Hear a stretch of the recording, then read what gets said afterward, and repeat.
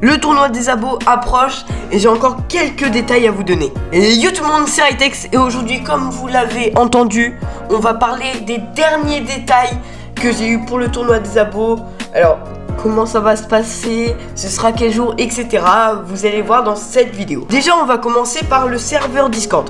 Oui, j'ai créé un serveur Discord pour les qualifs et pour le tournoi qui s'affiche juste en haut et que je mettrai dans la description, bien sûr. Donc c'est là que je ferai les annonces pour le tournoi.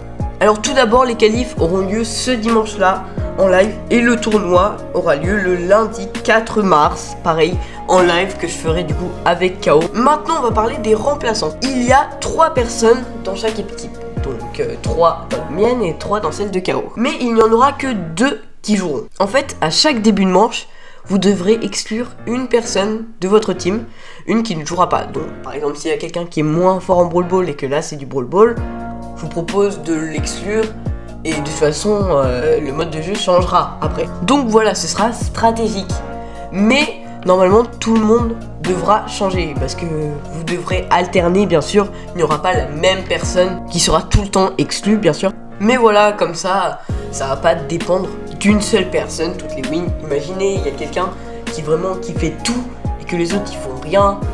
Là, va pas y avoir beaucoup d'importance. Alors pour les qualifs, si vous n'êtes pas inscrit sous la vidéo que je vous mets à l'écran, c'est pas grave parce qu'en fait au qualif, vous pourrez quand même venir et vous pourrez tenter votre chance. Mais le truc le plus important, c'est quand même de venir du coup le jour du tournoi si vous avez gagné.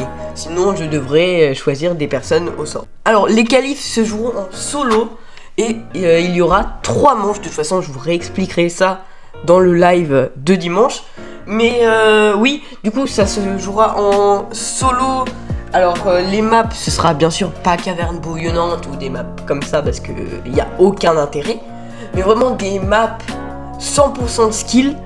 Et bien sûr le niveau de trophée comptera, mais quand même moins que vos victoires. Imaginez vous avez fait aucune victoire et que vous êtes 40 000 trophées, voire 50 000.